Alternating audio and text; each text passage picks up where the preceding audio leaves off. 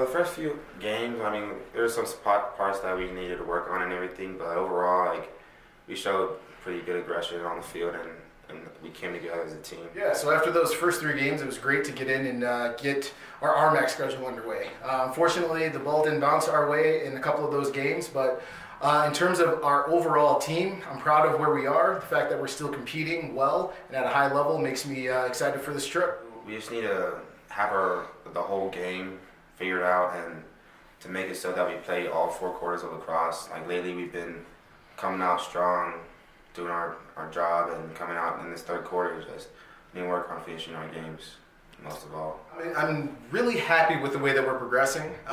Unfortunately, the injury bug's hurting us a little bit. We've had some guys that have missed some quality playing time in a couple of our past games.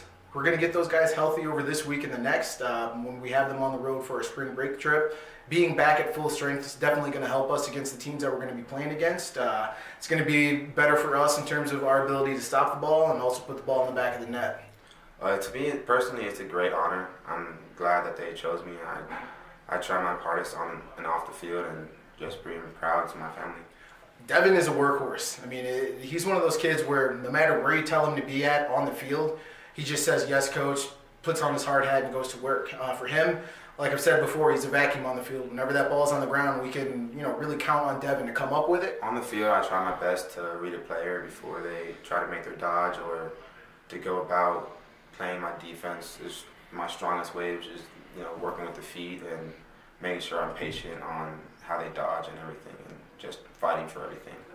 And then also in terms of his just overall fundamental skill in terms of being a defensive midfielder, he plays the position well. He's able to get in the hip pocket of offensive players who are trying to drive on him and turn him back. And he's not trying to win the world when he's out there covering on ball. He's just doing what he needs to do. So like Belichick says, do your job. Devin does his job. It's a great honor because defensive middies never really get too much of the say in the game, so to say, or not really praised like you said. But the fact that I got Defensive Player of the Year it's a great honor for me personally.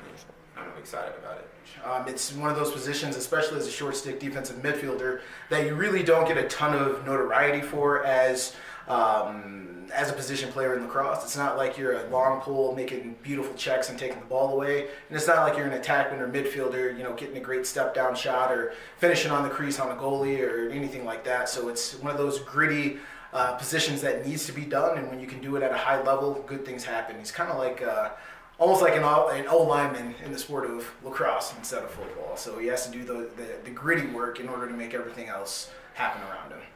Actually, the year off, even though I had surgery and everything, it made me get more mentally into college lacrosse and be more prepared and see what has to come and what has to be asked for me for the game. I mean, it really comes down to us. I mean, there's only so much you can do in terms of scheming for other teams and knowing what other guys are going to be bringing to the table. For us, we've got film on all 3 teams that we're going to be playing. We played against one of them. So, in terms of having an advantage, well, the fact that we've played Rockhurst and can make adjustments is huge for us. With Maryville and St. Mary, again, we've seen them on film.